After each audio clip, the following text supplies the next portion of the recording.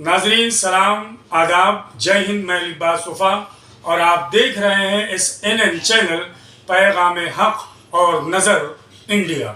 नाजरीन, जैसा कि आपके इल्म में है कि इस दुनिया में इंसान अपनी ज़िंदगी गुजारने के लिए, ज़िंदगी बसर करने के लिए एक घर की तलाश करता है।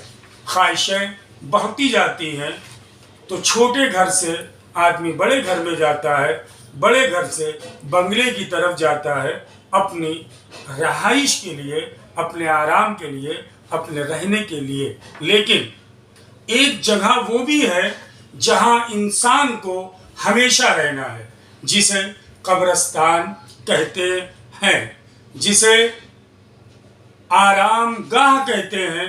और हमेशा इंसान को, हर इंसान को कब्रिस्तान में जाना है और वहाँ पर जो तन्हाई उसकी है, हर इंसान चाहता है कि मरने के बाद उसे इज्जत के साथ, एहतराम के साथ 2 गज ज़मीन ज़रूर से ज़रूर मिले दफनाने के लिए। मुमरा मुस्लिम अक्सरियती वाला इलाका है जहाँ बड़ी तादाद में उम्मत मुस्लिमा रहती है, बसती है। और कब्रिस्तान का भी इशू यहाँ पर हमेशा बना रहा। कब्रिस्तान के मौजू पर, कब्रिस्तान के नाम पर हमेशा सियासत होती रही।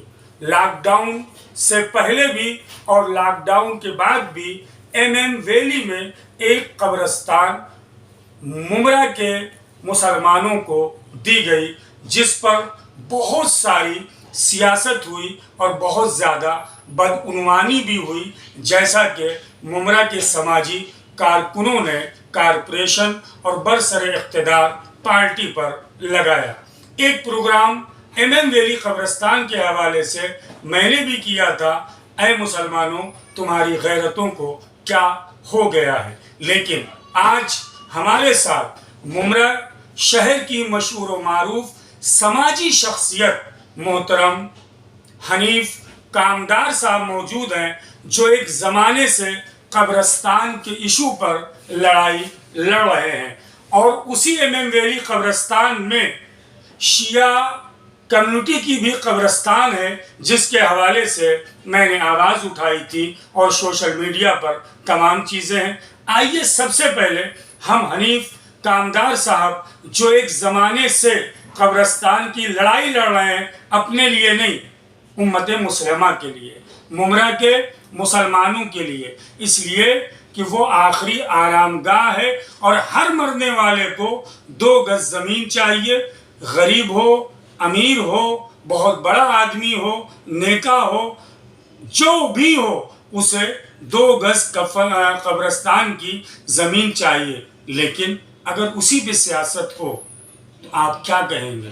अफसोस के अलावा सियासत करना है तो मुमरा में बहुत सारे मसाइल हैं, उस पर आप सियासत कीजिए। सबसे पहले आइए हनीफ कामदार साहब का हम SNN चैनल और नज़र इंडिया पर इस्तकबाल करते हैं और आपकी खिदमत में सलाम पेश करते हैं। हनीफ भाई, सबसे पहला मेरा सवाल यही है कि बहुत सारे डॉक्यूमेंट्स लेकर आप मेरे सामने बैठे हैं।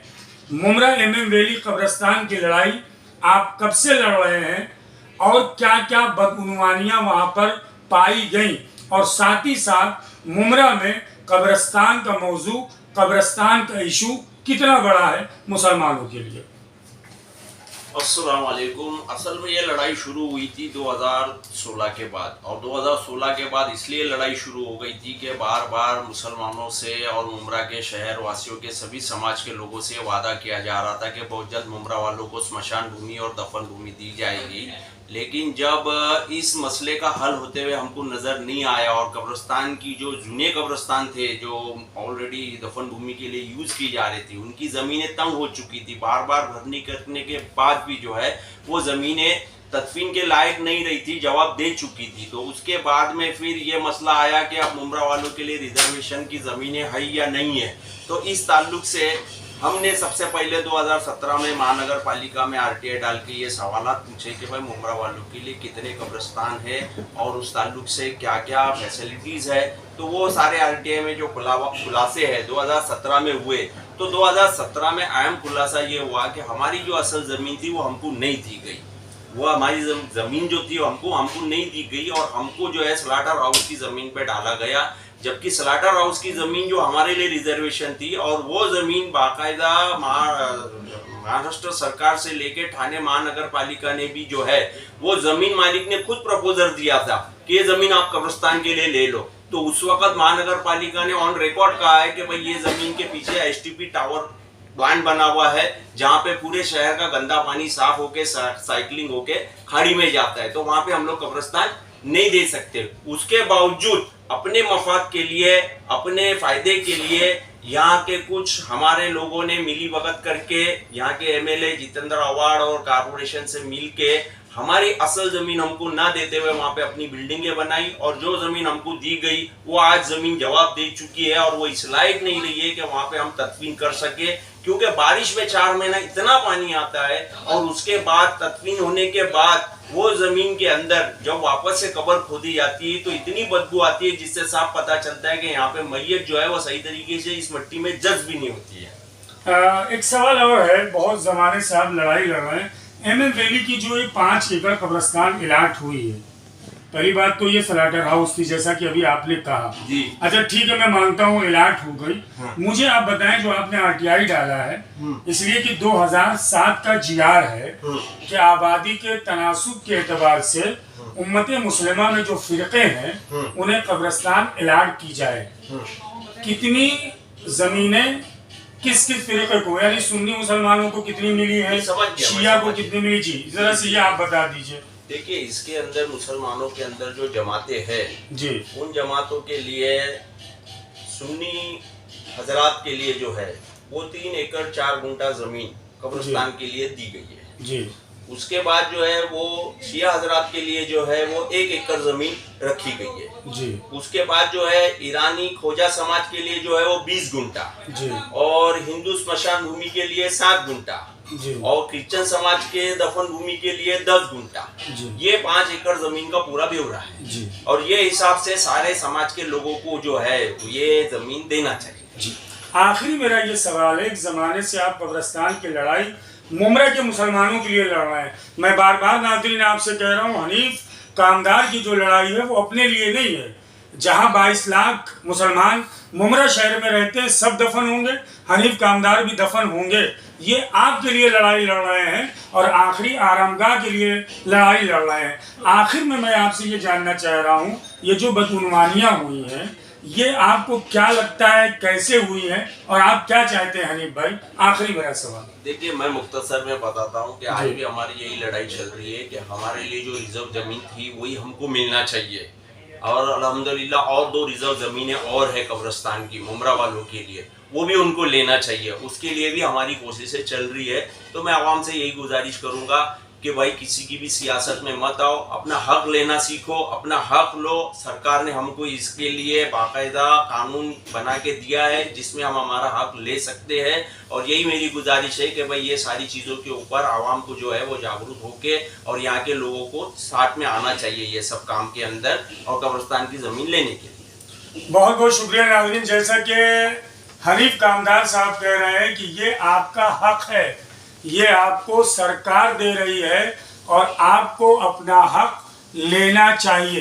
एक मुद्दा रह गया जरा, जी, वो भी जी, मैं आवाम के सामने बता देना चाहता हूँ कि ये कब्रिस्तान जो स्लाटर हाउस की जमीन पे दिया गया, जिस जमीन के पीछे एक तो एसटीपी प्लांट लगा हुआ है, दूसरा इस जमीन के पीछे ही दूसरी बाजू जाके कोई भी जाके मुआयना कर सकता है, उधर देख सकता है। वहां पे खाद बनाने का ऑलरेडी वहां पे एक इन लोगों ने प्लांट लगाया है, एक खाद बनाने का और एक एसटीपी। ये दोनों जगह पे जो है पूरी शहर की गंदगी जमा होती है और ये गंदगी के आजू बाजू कहीं पे भी कब्रिस्तान नहीं दिया जाता है, और अगर दिया भी गया कभी खुदा ना खास किसी ने ले भी लिया तो वो सक्सेस नहीं हो सकता। इसके लिए हमने महानगर पालिका से आरटीआई में ये सवाल मांगा था कि ये ज़मीन जो है वो दलदल वाली आपने हमको दी है, और इस ज़मीन में मैयत दफन करने के बाद में अगर वो मट्टी में जज्ब नहीं हुई और उससे बदबू आई, जो भी उससे हालात आगे के सामने पेश आएंगे, तो उसका जिम्मेदार महापालिका रहेगी। इसका हमको जवाब दो।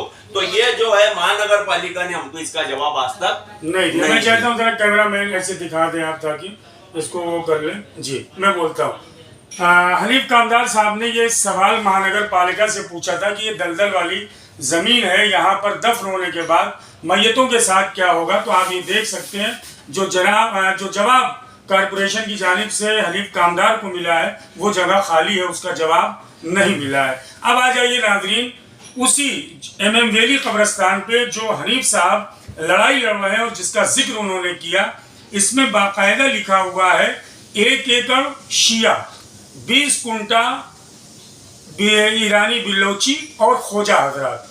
शिया कौम में इस चीज़ को लेकर बहुत ही इख्तलाफ हुआ, और यहाँ के जो इंजीनियर हैं गोसामी साहब, उसके अलावा बरसरे इक़्तिदार जो पार्टियाँ हैं, 1 एकड़ के ईसाई जमात को कब्रिस्तान अलाट कर दी गई, 10 लाख रुपया लिया गया, जिसकी वीडियो हिंदुस्तानी रिपोर्टर पर मुमरा शहर के सीनियर रिपोर्टर रफीक कामदार साहब ने चलाई है। मेरा पहला सवाल थाना कारपोरेशन से यही है कि KSI जमात से 10 लाख रुपए का चेक किस बात पे लिया गया, और साथ ही साथ जब आप खुद कह रहे हो कि 1 एकड़ शिया कौम को और 20 कुंटे में ईरानी और खोजा हजरात को, ये मेरे पास पेपर आ गया है, खोजा हजरात को मिली है, तो ये 20 कुंटा कहाँ है। बहुत बवाल हुआ। KSI और यहाँ के मुमरा के जो शिया इस्नाशरी हजरात हैं, उनमें कई मरतबा मीटिंगें हुई। डॉक्टर जितेंद्र अहवाड साहब जो मकामी MLA भी हैं, इस वक्त महाराष्ट्र में वजीर भी हैं, उनसे भी मीटिंग हुई, और बाकायदा मैं भी उस मीटिंग में मौजूद था। राष्ट्रवादी कलवा मुमरा थाना के प्रेसिडेंट मोहतरम शमीम खान साहब भी मौजूद थे, जिसमें अहवाड साहब ने कहा था कि हम 1 एकड़ जो अलाट हुई है KSI के नाम, उसको कैंसिल करवाएंगे और एक टीम बनाएंगे जो शिया कब्रिस्तान को चलाएगी। 2 महीना 8 दिन मुहर्रम आ गया, शिया कौम की जान व पहचान अज़ादारी इमाम हुसैन है, एकदम खामोशी तारी रही। लेकिन 10 दिन पहले MM वैली 1 एकड़ कब्रिस्तान की जो जगह है, वहाँ पर एक बोर्ड लगता है शिया इस्नाशरी कब्रिस्तान मैनेज बाई KSI जमात। मेरा सवाल कारपोरेशन के इंजीनियर, कारपोरेशन के कमिश्नर और डॉक्टर जितेंद्र अहवाड साहब से यही है कि अगर हुकूमत ने हमें 1 एकड़ यानी शिया इस्नाशरी, जिसमें सैयद भी हैं, शेख भी हैं, खान भी हैं, जो भी आप कह लीजिए, और 20 कुंटे में ईरानी और खोजा हजरात हैं, तो ये 20 कुंटा कहाँ गया, और 1 एकड़ जो हमारा हक था वो KSI को क्यों दिया गया, इस 10 लाख रुपया लेके। इस हवाले से मैं इंशाअल्लाह कल परसों में डॉक्टर जितेंद्र अहवाड साहब से मुलाकात करूंगा, और अगर मेरी बातें नहीं मानी गई तो शिया यूथ एसोसिएशन MM वैली शिया कब्रिस्तान के लिए इंशाअल्लाह धरने पे बैठेगी कारपोरेशन के खिलाफ। नाजरीन, इसी तरह देखते रहें SNN चैनल। मैं हनीफ कामदार साहब के साथ अपने कैमरामैन समीर के साथ अब आपसे चाहूँगा इजाज़त। वस्सलामु अलैकुम, जय हिंद।